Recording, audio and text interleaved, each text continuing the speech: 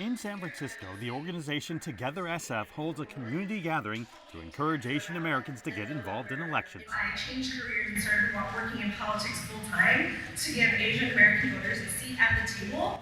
On shows how Asian American voters were integral in delivering a 2020 Joe Biden victory in the battleground states of Pennsylvania and Georgia. The belief is that this year, the community's vote will be even more important. It's really exciting because we don't get a lot of political attention, but I think the recognition of having an Asian American nominee is really important and is going to be a huge motivator to the Asian community to get us out to vote. I think the Asian community has been labeled sort of a sleeping dragon.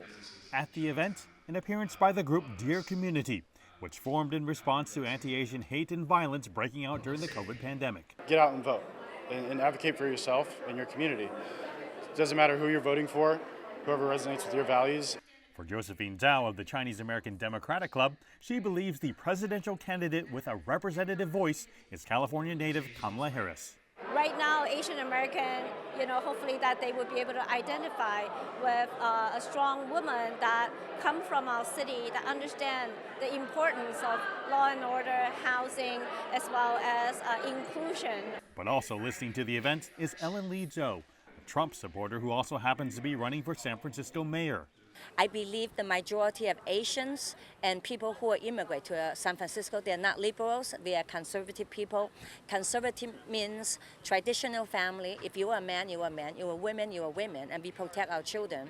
Zhou calls the mainstream media fake news, accuses the city of San Francisco of rigging elections, and slams the idea of sanctuary cities, a policy which prevents city resources from being used to assist immigration and customs in enforcing immigration law. Many of those issues have fueled a wave of conservatism among Asian Americans, not only in California, but across the United States. Another galvanizing issue, affirmative action. In June of 2023, the U.S. Supreme Court ruled on a lawsuit filed by an activist group representing Asian Americans that claimed Harvard's affirmative action-based admissions policies discriminated against them. They won. I think a majority of Asian Americans will vote for Harris.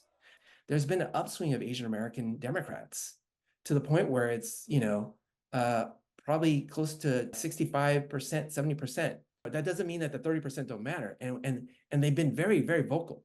And the point I'm trying to make with the conservatism through social media and the things that they're doing is that they're very effective in mobilizing and having their voices heard. Lai says interesting political dynamics are occurring within the Asian American community, not just among Chinese Americans, but South Asian Americans too.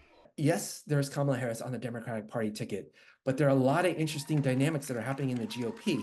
Nikki Haley, Rod Goswami, these are two arguably young, up-and-coming GOP stars that are Asian Indian as well. So to me, you're going to see two spectrums in the Asian American community that are going to continue to emerge moving forward.